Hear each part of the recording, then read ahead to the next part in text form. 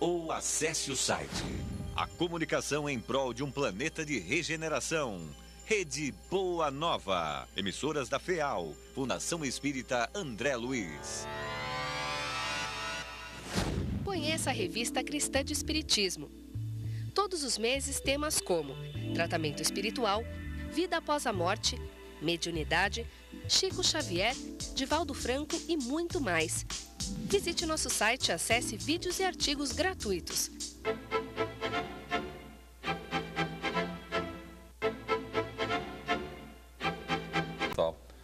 Espiritismo, as pessoas têm noção de que há essa possibilidade de intercâmbio com além, de ajuda espiritual, de afastamento de espíritos perturbadores. Então eu diria que a grande motivação que leva as pessoas a procurarem um centro espírita geralmente é receber uma ajuda.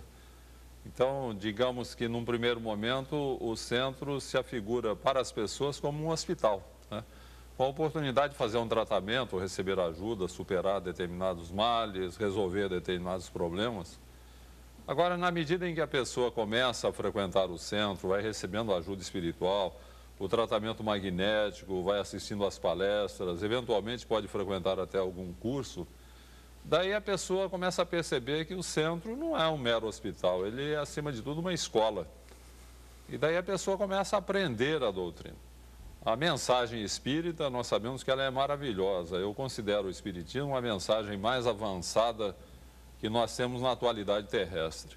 Nos dá uma visão muito objetiva do mundo espiritual. Aquilo que para as religiões tradicionais é pura e simplesmente especulativo, imagina-se o que é a vida espiritual, a continuidade da vida física, para o espiritismo é uma realidade. Porquanto a doutrina foi codificada a partir de informações da espiritualidade. Então, nós temos uma visão muito objetiva do que é o mundo espiritual e do interrelacionamento que há entre o plano espiritual e o plano físico. Ficamos sabendo de onde viemos, isso é importante, você saber o que está fazendo aqui na Terra, para onde vai. Então, num segundo momento, de repente, o cidadão começa a perceber, poxa, o centro é uma escola de vida. A gente aprende coisas importantes. Naquele primeiro momento, tratou-se apenas de problemas de superfície.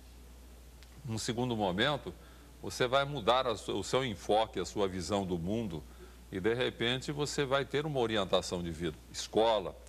E na medida em que a pessoa vai tendo essa orientação, vai se integrando no centro, ela começa a perceber que é preciso fazer alguma coisa em favor do próximo. Aliás, a bandeira do espiritismo, desfraudada por Kardec em favor da construção de um mundo melhor, fora da caridade não há salvação. Então, a pessoa fala, mas salvação no sentido escatológico? Não, não é de vida futura, não. É salvação para a nossa vida aqui, para a nossa sociedade. Sem a caridade fica difícil. Porque o móvel das ações humanas é o egoísmo. É por pensarmos muito em nós mesmos que nós nos comprometemos em vícios, na rebeldia, em desatinos. A caridade é o antídoto do egoísmo. Na medida em que, para ser caridoso, eu preciso esquecer um pouco de mim mesmo, eu começo a vencer o egoísmo. Então, veja que, num terceiro momento, o Centro Espírita passa a ser uma oficina de trabalho.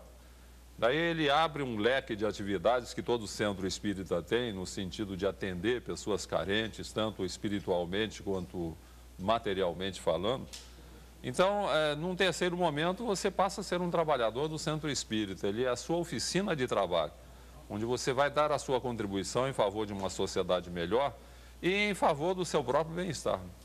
E na medida, então, em que se integram essas três atividades, que no primeiro momento é o hospital, no segundo momento é a escola e depois uma oficina de trabalho, no conjunto, o Centro Espírita passa a ser para nós aquele templo abençoado da alma.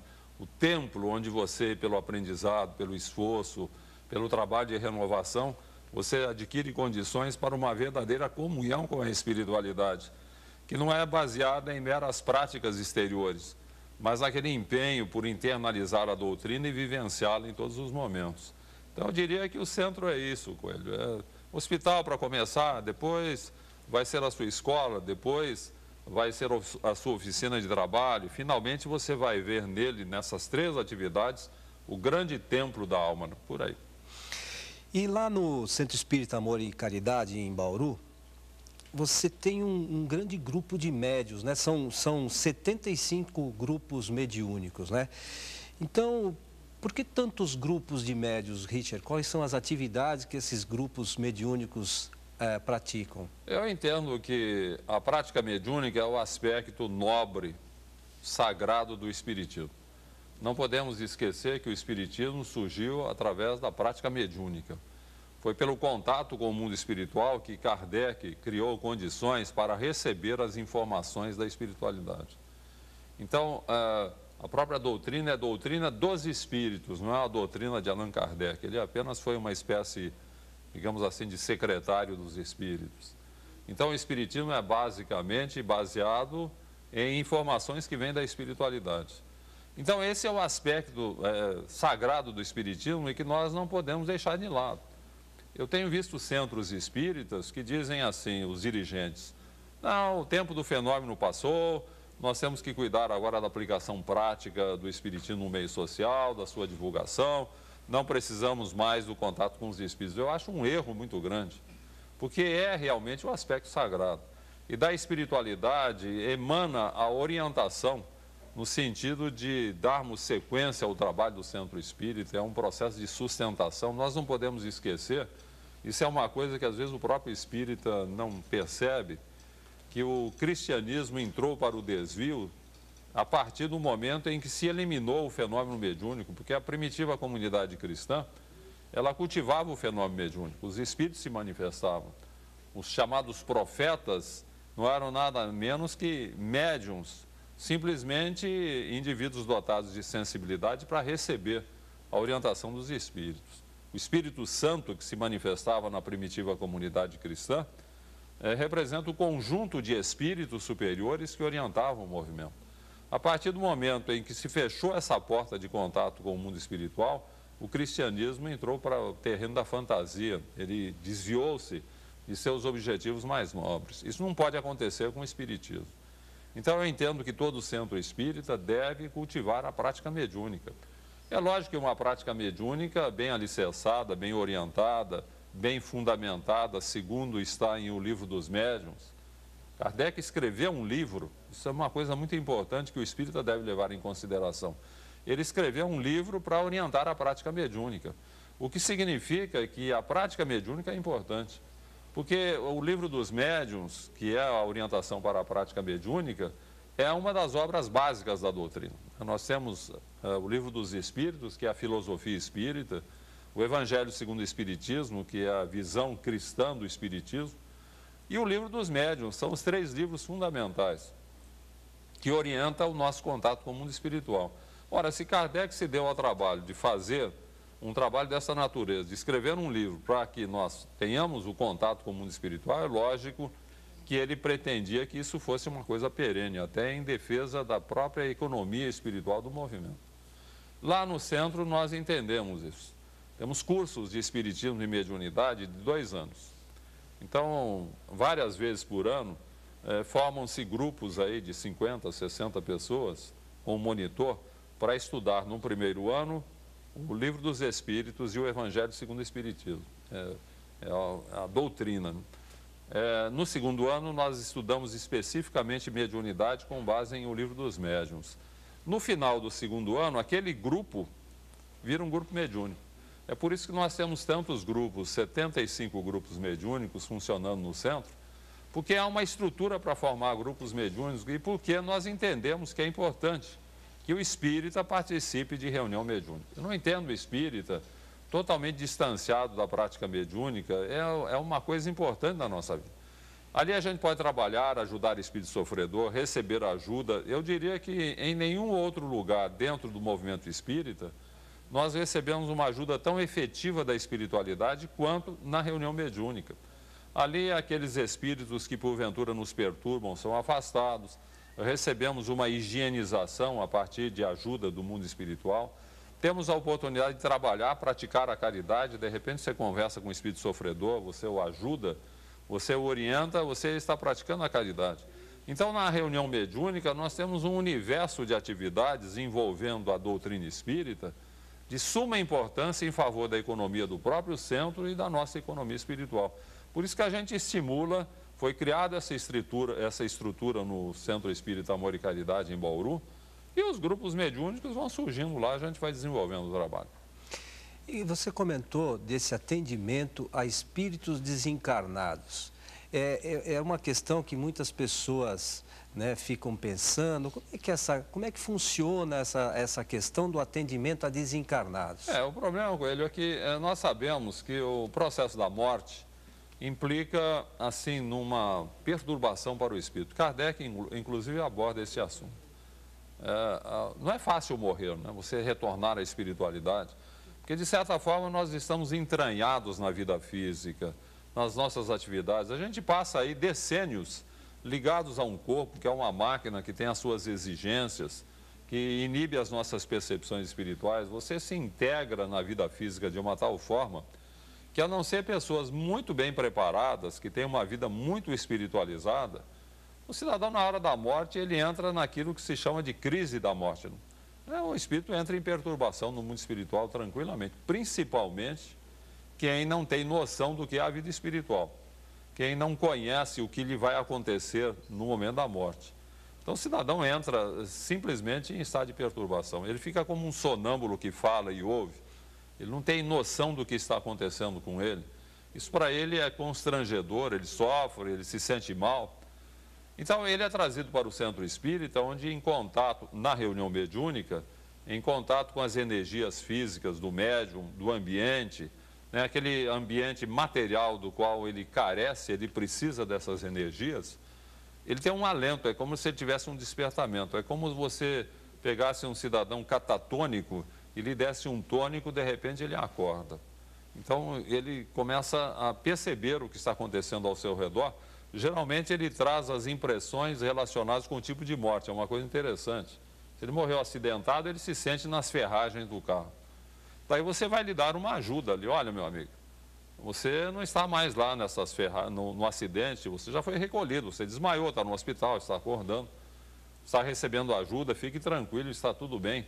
A gente procura orientar o cidadão, perguntamos se ele tem religião, se ele tem, fica mais fácil, você costuma orar. Vamos orar. Você pode perceber, Coelho, não sei se você tem experiência com grupos mediúnicos de ajuda espiritual, todos que estão em estado de perturbação não são pessoas habituadas à oração. É uma coisa interessante. Porque o cidadão habituado à oração, eu não digo a reza, não, digo oração mesmo, essa conversa com Deus, com Jesus, com os bons espíritos. Você abre um campo para a espiritualidade e quando o cidadão desencarna fica mais fácil. Geralmente, quem se manifesta em reunião mediúnica é pessoa não habituada a cultivar esse lado espiritual, principalmente a partir da oração. Então, você vai induzir o cidadão, meu filho, você está no hospital, aqui é um hospital religioso, onde a gente apela muito para a oração, ore, peça a Jesus que lhe ajude, converse com Deus. É conversar, você não precisa rezar, não, conversa. Se a gente consegue motivar o espírito para fazer isso, ele se dispõe à oração, beleza, depois os mentores cuidam do resto, não?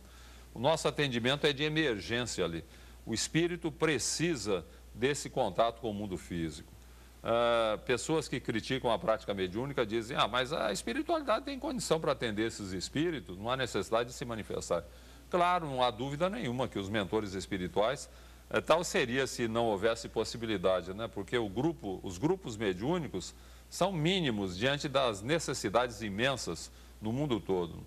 Mas eu considero a sessão mediúnica uma espécie de posto avançado de atendimento, é como um setor especializado para atender espíritos, eu diria, acidentados. O cidadão foi para o mundo espiritual sem noção nenhuma do que é a vida espiritual. A gente ajuda.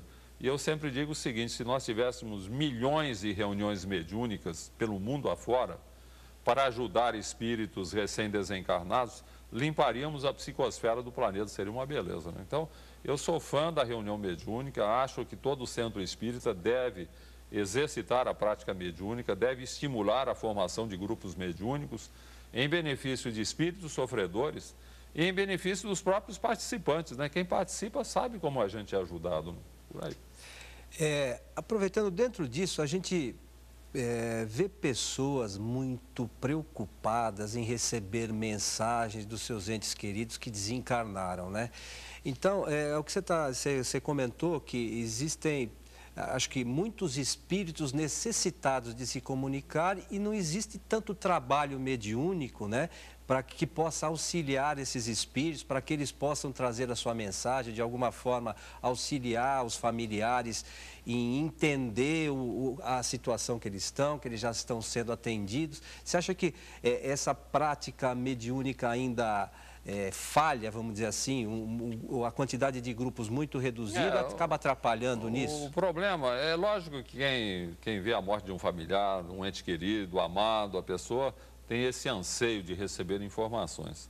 Mas eu lembro uma observação de Chico Xavier, que eu acho muito importante, quando ele disse que o telefone toca de lá para cá. Não adianta você ir no centro espírita, esperar a mensagem de um familiar, você não sabe da condição dele.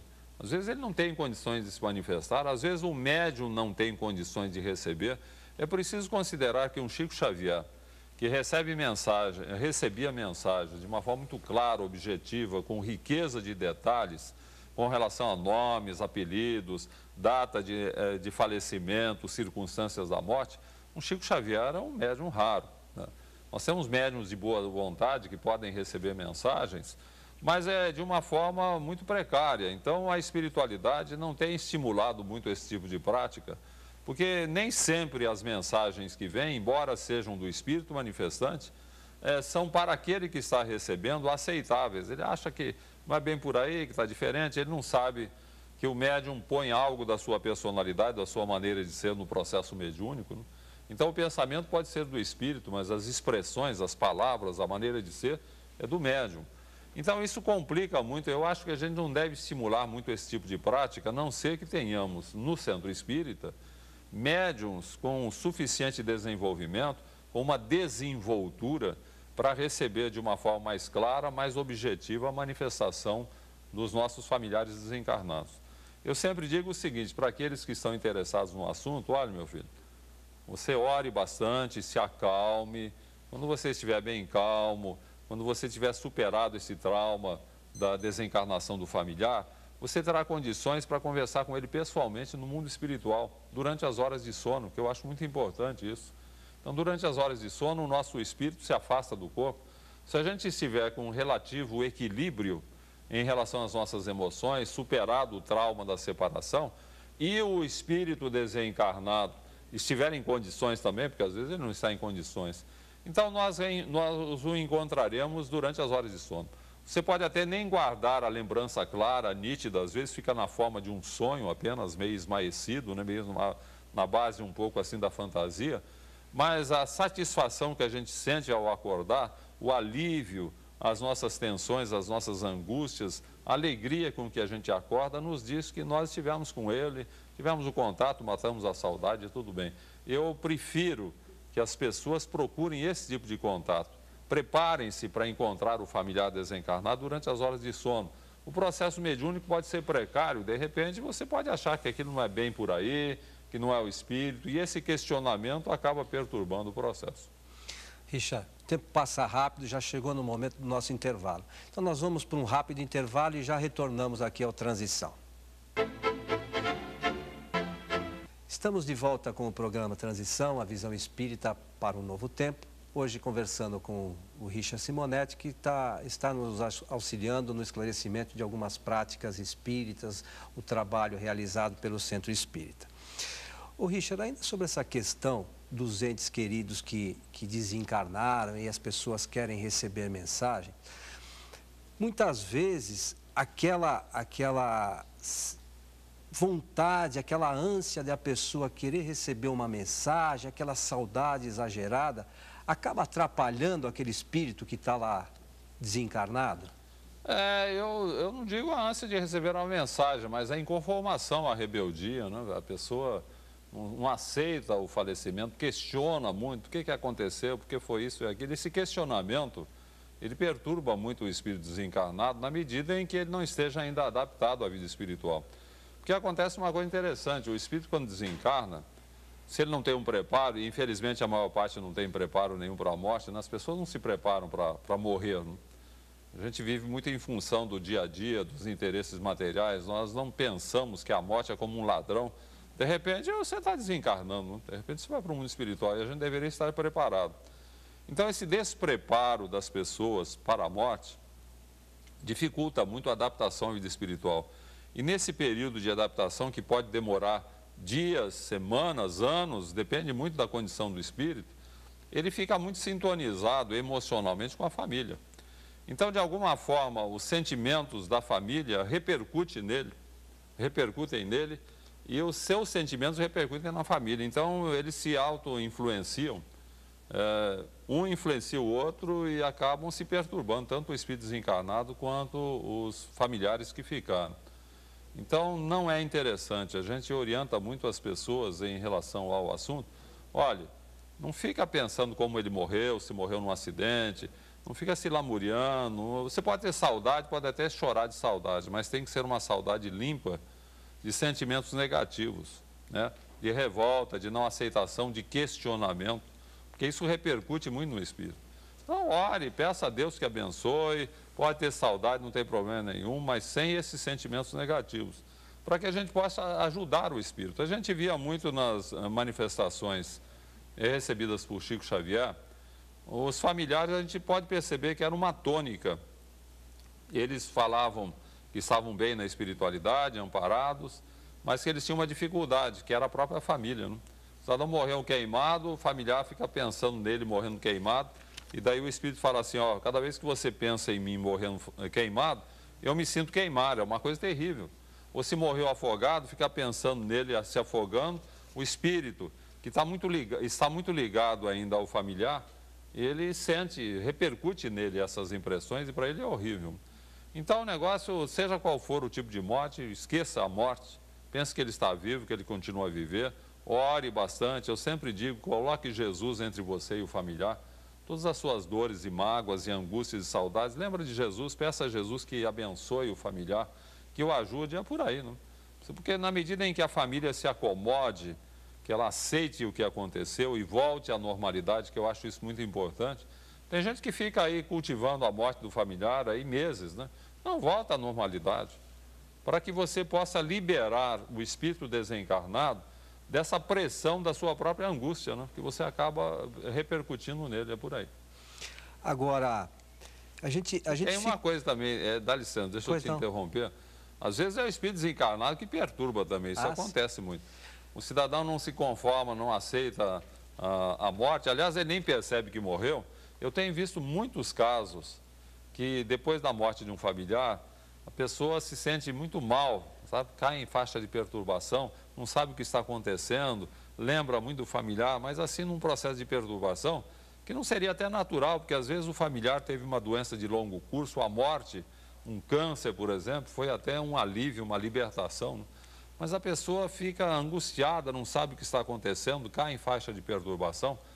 Daí você leva o nome do espírito e da pessoa, do familiar, para a reunião mediúnica, faz o trabalho de vibrações, o espírito se manifesta, ele é orientado, é afastado, e a pessoa, o familiar, imediatamente ele se liberta dessa pressão, porque na verdade era o desencarnado que estava presente, pressionando, pedindo ajuda, não sabendo o que tinha acontecido, então involuntariamente perturbando aquele que ficou. Eu chamo isso de obsessão pacífica, porque não há intencionalidade. O espírito não está ali para perturbar, ele é um náufrago agarrando-se a uma tábua de salvação. Ele não percebe o que está acontecendo, o familiar não sabe o que está acontecendo também, então fica nessa situação constrangedora. Vai para o centro, vai para a reunião mediúnica, ajuda o espírito, ele se afasta, beleza, resolve o problema. E daí, Coelho, você vê a importância da reunião mediúnica, né? Você nas religiões tradicionais, você não tem essa possibilidade de fazer esse tipo de atendimento. Aliás, passa-se a considerar o estado de perturbação do familiar que ficou como algo demoníaco, é o demônio que está influenciando. Na verdade, é um coitado do espírito desencarnado que está pedindo socorro. Richard, nós estamos chegando no final do nosso programa e esse é o seu... você não gosta que fale o último livro, né? É só quando desencarnar. O último é só quando você estiver desencarnado. Recente. É o mais recente lançamento. Amor, Sempre Amor. Fala um pouquinho para a gente. Esse livro é baseado em textos de O Evangelho segundo o Espiritismo. Há vários textos em que Kardec se reporta ao amor, os mentores espirituais abordam. Então, é o amor em várias circunstâncias. É lógico que o amor fundamental é o amor pelo próximo, é a prática do bem. Mas aí a gente fala com base nos textos da codificação, particularmente do Evangelho segundo o Espiritismo, o amor que converte, por exemplo, se você tem um espírito obsessor, se você é perseguido por um espírito obsessor, e quem está livre disso, né? A gente não sabe dessas contingências, a melhor maneira de você se livrar dele é praticar o bem. Eu conto a história de um cidadão que foi perseguido durante 5 anos por um espírito obsessor. E um dia o espírito obsessor, numa sessão mediúnica, se manifestou falando, olha, eu estava perseguindo você porque você numa vida passada dizimou a minha família, você foi um homem muito mau. Mas eu não consigo continuar perseguindo a pessoa que você é hoje. Você hoje é outra pessoa, voltado para o bem, interessado em servir. Então, eu peço a Deus que me ajude, que eu possa seguir o seu exemplo e sair também dessa em que eu me encontro, também praticando o mal. Então, é o amor que converte. Tem um amor feliz, que é o amor que nasce da prática do bem. Eu diria que as pessoas mais felizes da Terra não são aquelas que não sofrem, porque sofrer todo mundo sofre. A Terra é um planeta de provas e expiações. Se nós não merecêssemos sofrer, a gente moraria em planetas onde não há sofrimento. Então nós merecemos, nós estamos aqui para pagar dívidas, para resgatar os nossos débitos, mas eu posso ser feliz assim mesmo, mesmo sofrendo, enfrentando problemas, eu posso ser feliz. Como? Praticando o bem, né? Me interessando em fazer alguma coisa pelo próximo. Eu conto algumas histórias aí relacionadas com o assunto também. Falo do Evangelho no lar. O Evangelho no lar, essa prática espírita sensacional que todo espírita deve fazer, que é reunir a família uma vez por semana para ler e estudar as lições de Jesus, trazer Jesus para o cotidiano. Não sei se você já notou, Coelho, mas as pessoas têm constrangimento de falar em Jesus, né? Fora do âmbito religioso. Verdade. Você lá no seu local de trabalho, você lembra uma parábola evangélica, evoca a parábola, uma lição de Jesus. Mesmo no grupo familiar, fora da atividade religiosa, as pessoas têm um certo constrangimento. Como se Jesus tivesse falado de coisas do céu e não da terra. Todas as parábolas, as lições de Jesus, relacionam-se com a vida física, com a nossa atividade. Quem fala do mundo espiritual é o Espiritismo. Quem fala da vida espiritual é a doutrina. Jesus fala, tudo o que ele falou é relacionado com a nossa vida aqui, para a gente viver bem, para nos entendermos com as pessoas. E, no entanto, como é que eu posso vivenciar o Evangelho se eu tenho constrangimento de falar em Jesus fora do círculo religioso? Então, o Evangelho no lar, uma das finalidades é trazer Jesus para o cotidiano. Você se habituar a falar em Jesus com a família, né? Começar com a família. Esse é um dos temas do livro, né? Sempre evocando o amor. Richard, nosso agradecimento, nosso programa está chegando ao final, então, amor, sempre amor, nas livrarias espíritas, né? E hoje as grandes redes também devem ter esse livro à disposição.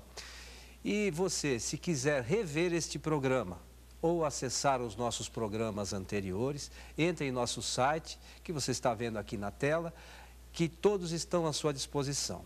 Para vocês, o nosso abraço e até o próximo Transição.